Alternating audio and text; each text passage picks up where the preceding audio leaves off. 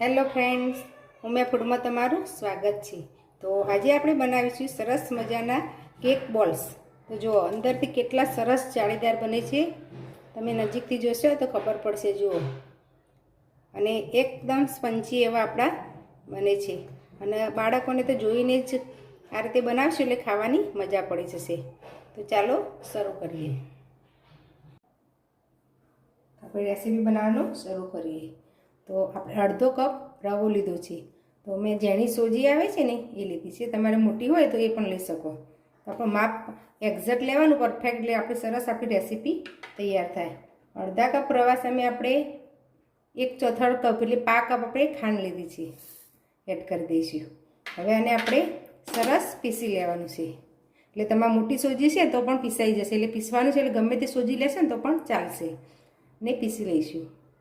તો જો સરસ પીસાઈ ગઈ છે। હવે આપણે એક બાઉલમાં લઈ લઈશું। આપણું મિશ્રણ જે ખાંડ અને સોજી હતું બાઉલમાં લઈ લીધું છે। હવે એમાં આપણે દૂધ એડ કરીશું।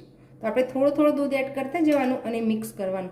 તો આપણે અત્યારે પા કપ જેટલું દૂધ લીધું છે, પહેલાં એડ કરીશું। એની સાથે આપણે થોડી દહીં લેવાનું છે। દહીં ના હોય તો તમારે છાશ લેવાનું, તો 2 ટેબલ સ્પૂન દહીં કે તો 2 ટેબલ સ્પૂન છાશ લઈ લેવાની। હવે બધું સરસ મિક્સ કરી લઈશું।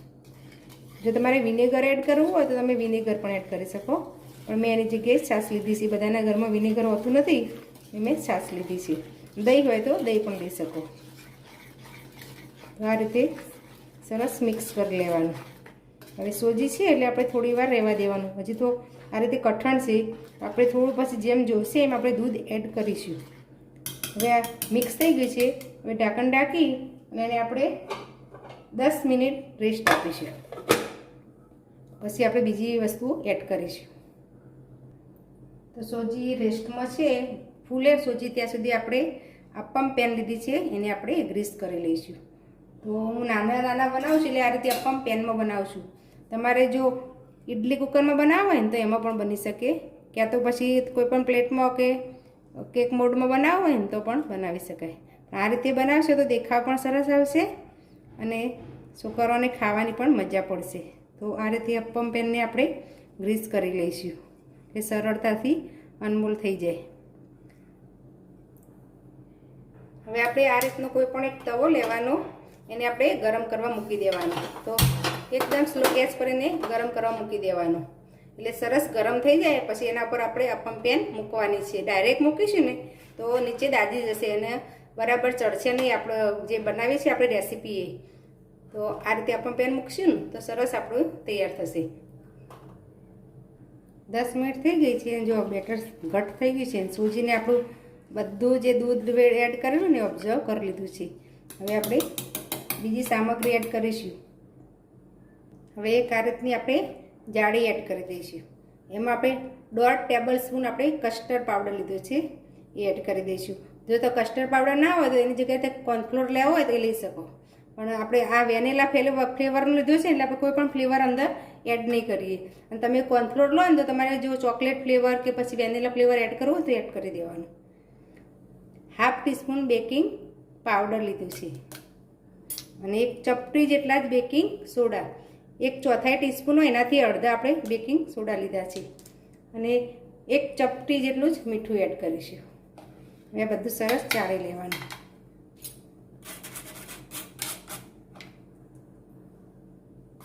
હવે બધું સરસ એકવાર આપણે થોડું મિક્સ કરી લઈશું।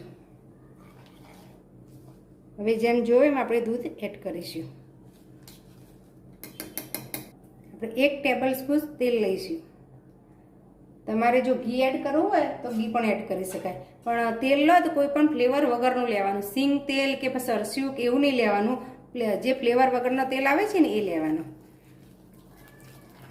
હવે આપણે થોડું દૂધ એડ કરી દઈશું, અને આપણે આપણું બેટર રિબિન જે રીતના હોય ને એ રીતનું આપણે બેટર કરવાનું છે। એટલે આ રીતે વધારે નહીં એડ કરવાનું, થોડું એડ કરી જવાનું, મિક્સ કરતા જવાનું। તો જો આપણે આ રીતનું બેટર કરવાનું છે। આપણે અડધો કપ દૂધ લીધેલું, એમાંથી આપણે 2 ટેબલ સ્પૂન જેટલું દૂધ વધ્યું છે, એટલે પૂરું અડધો કપ દૂધ નથી ગયું। આ રીતે જો રિબિનના જેમ ભેગું થાય ને એવું આપણે બેટર કરવાનું। હવે એમાં આપણે થોડી ચેરી એડ કરીશું. જે તૂટી ફૂટી આવે છે ને એ કલરફુલ લાગે એ માટે તમારે ડ્રાયફ્રૂટ એડ કરવા હોય તો ડ્રાયફ્રૂટ પણ આ રીતે ટુકડા કરીને એડ કરી શકો, ક્યાં તો પછી તમે ચોકો ચિપ્સ કે ચોકલેટ જે એડ કરવું તમે એડ કરી શકો. આપણા મિની કેક જેવું બનાવીશું આપણે, કેક બોલ્સ નાના નાના બને ને એવા. સરસ મિક્સ કરી લેવાનું. હવે આપણે અપમ પેનમાં આને અપ્લાય કરી દઈશું. આપણે ફૂલ નથી ભરવાનું કારણ કે ફૂલશે એટલે આપણે અડધું 1 ટેબલ સ્પૂન જેટલું એમાં બેટર એડ કરી દેવાનું. આ રીતે આપણે 1 ટેબલ સ્પૂન જેટલું ભરી દેવાનું.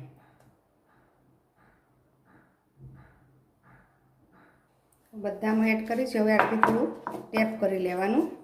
પછી જે આ ચેરી છે ને એ પછી આપણે ઉપર થોડી એડ કરી દઈશું એટલે એનાથી દેખાવ સરસ આવે. ઓપ્શનલ છે પણ એનાથી દેખાવ સરસ આવશે. આ રીતે ઉપર એડ કરીશું ને તો કલરફુલ લાગશે એટલે બાળકોને ખાવાની મજા પડશે. જો સરસ તૈયાર થઈ ગયું છે. હવે આપણે બેક કરવા મૂકી દઈશું. આપણે આ રીતે આ તવીમાં મૂકી દેવાનું. ગેસ સ્લો જ રાખવાનો. ઢાંકણ ઢાંકી દઈશું અને 15 મિનિટ આપણે બેક થવા દઈશું. પછી આપણે ચેક કરી લઈશું. તો તૈયાર છે આપણા કપ બોલ્સ. તો એકદમ સરસ જોઈને જ ખાવાનું મન થઈ જશે એવા આપણા બને છે ને એકદમ સ્પંચી. જુઓ એકદમ સ્પંચી તૈયાર થાય છે, તમે જોઈ શકો છો. તો જો તમને અમારી રેસીપી ગમી હોય તો મારા વિડીયોને લાઇક, શેર અને મારી ચેનલને સબસ્ક્રાઈબ જરૂર કરજો. ફરી મળીશું આવા નવા વિડીયો સાથે. ધન્યવાદ.